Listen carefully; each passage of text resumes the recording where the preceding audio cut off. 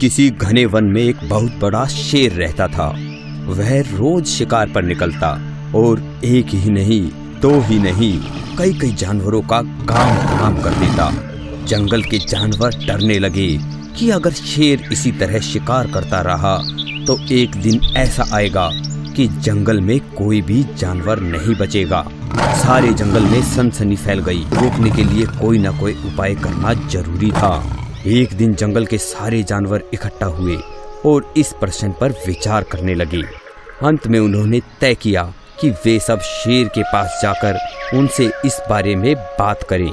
दूसरे ही दिन जानवरों का एक दल शेर के पास पहुंचा। उनको अपनी ओर आते देख शेर घबरा गया और उसने गरज कर पूछा, क्या बात है?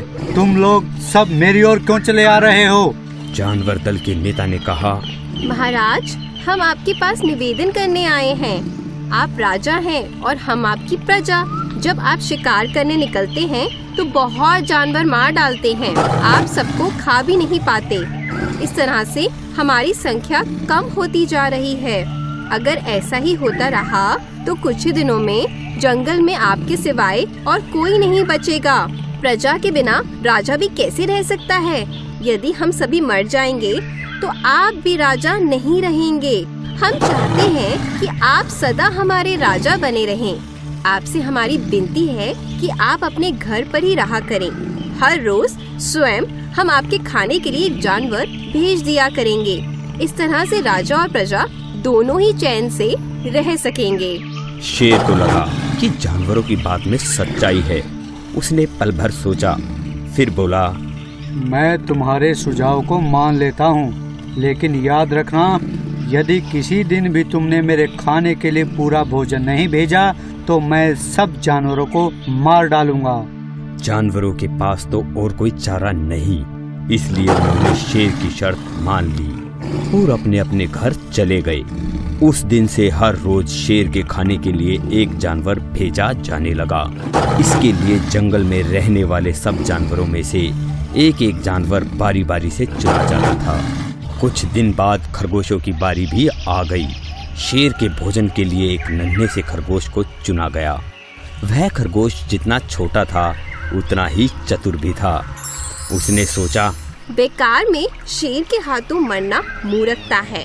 अपनी जान बचाने का कोई ना कोई उपाय अवश्य करना चाहिए और हो सके तो कोई ऐसी तरकीब ढूंढनी चाहिए जिससे सभी को इस मुसीबत से सदा के लिए छुटकारा मिल जाए। आखिर उसने अपने दिमाग को चलाकर एक तरकीब सोच ही निकाली। खरगोश धीरे धीरे शेर के घर की ओर चल पड़ा। जब वह शेर के पास पहुंचा तो बहुत देर हो चुकी थी। भूख के मारे शेर का बुरा हाल हो रहा था। तब उसने सिर्फ एक छोटे से खरगोश को अपनी ओर आते देखा तो गुस्से से बौखला उठा और गरज कर बोला,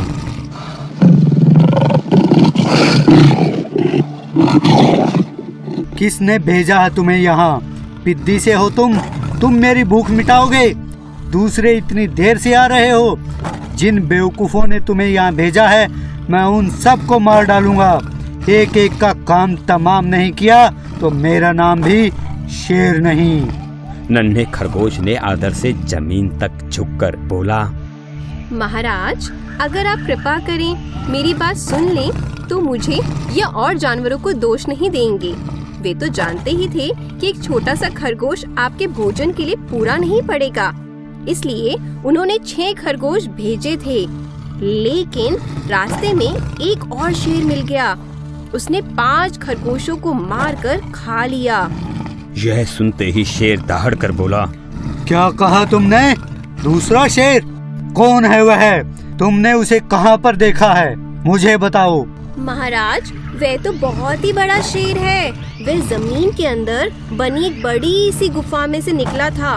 वह तो मुझे मारने जा रहा था, पर मैंने उससे कहा, सरकार, आपको पता नहीं है क्या गजब कर दिया है।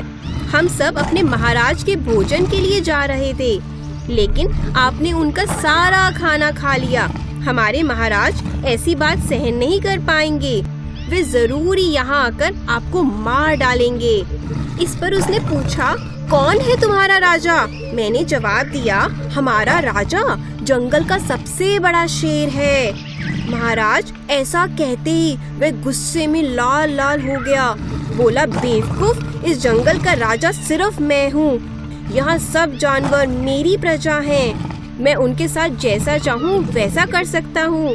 जिस मूर्ख को तुम अपना राजा कहते हो, उस चोर को मेरे सामने हाजिर करो। मैं उसे बताऊंगा कि असली राजा कौन है। महाराज, इतना कहकर उस शेर ने आपको लाने के लिए मुझे यहाँ भेज दिया। खरगोश की बात सुनकर शेर को बड़ा गुस्सा आया और वह बार बार गरजने लगा।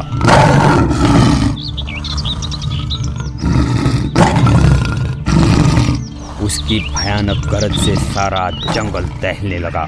मुझे फौरन उस मूर्ख का पता बताओ। जब तक मैं उसे जान से नहीं मार दूंगा, मुझे चैन नहीं मिलेगा। बहुत अच्छा महाराज, मौत ही उस दुष्ट की सजा है। अगर मैं और बड़ा और मजबूत होता तो मैं खुद ही उसके टुकड़े टुकड़े कर देता। चलो, तुम मुझे रास्ता दिखाओ और फौरन बताओ कहाँ छुपा है वो। महाराज, इधर आइए महाराज। खरगोश रास्ता दिखाते हुए शेर को एक कुएं के पास ले गया और बोला, महाराज, वे दुष्ट शेर जमीन के नीचे किले में रहता है। जरा सावधान रहिएगा। किले में छुपा दुश्मन खतरनाक होता है। दूर हट मूर्ख, मैं उससे अपने आप निपट लूंगा। तू सिर्फ यह बता कि वह छुपा कहाँ है। पहले जब मैंने उसे देखा तब वह यहीं बाहर खड़ा था। लगता है आपको आता देखकर वह किले में घुस गया। आइए, मैं आपको दिखाता हूँ। खरगोश ने कुएं के नजदीक आकर शेर से अंदर झांकने के लिए कहा। शेर ने कुएं के अंदर झांका तो उसे कुएं के पानी में अपनी परछाई दिखाई दी। परछाई को देखकर शेर जोर से दहाड़ा। कुएं के अंदर से आती हुई अपनी ही दहाड़ने की गूंज सुनकर उसने समझा कि दूसरा शेर भी दहाड़ रहा है।